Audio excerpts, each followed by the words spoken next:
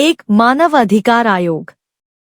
National human rights commission of India (NHRC) Bharat में मानव अधिकारों की रक्षा के लिए 1993 के अधिनियम के तहत स्थापित एक वैधानिक संस्था है।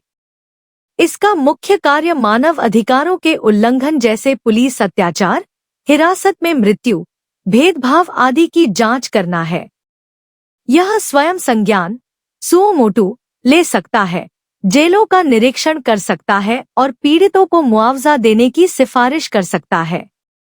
हालांकि इसकी सिफारिशें बाध्यकारी नहीं होती।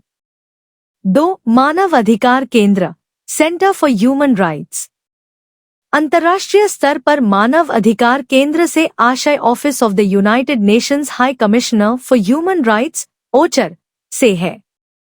यह संयुक्त राष्ट्र की संस्था है जो पूरे विश्व में मानव अधिकारों के संरक्षण और प्रचार के लिए कार्य करती है। यह देशों को सलाह देती है, जागरूकता फैलाती है और मानव अधिकारों के उल्लंघनों पर निगरानी रखती है। 3. मानव अधिकार हेल्पलाइन ह्यूमन राइट्स हॉटलाइन।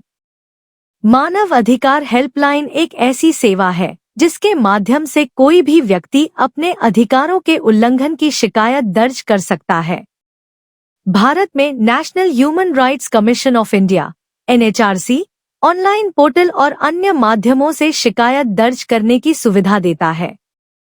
इसका उद्देश्य पीड़ितों को तुरंत सहायता और न्याय तक पहुंच प्रदान करना है। 4. मानव अधिकार परिषद Human Rights Council. United Nations Human Rights Council (अनहाक) एक अंतर्राष्ट्रीय संस्था है जिसकी स्थापना 2006 में हुई। इसका मुख्यालय जिनेवा में है। इसका कार्य विश्व भर में मानव अधिकारों की रक्षा और प्रचार करना है। यह देशों के मानव अधिकार रिकॉर्ड की समीक्षा करता है, UPR प्रक्रिया और आवश्यक सिफारिशें देता है। यह सीधे दंड नहीं दे सकता, लेकिन अंतर्राष्ट्रीय स्तर पर दबाव बनाता है।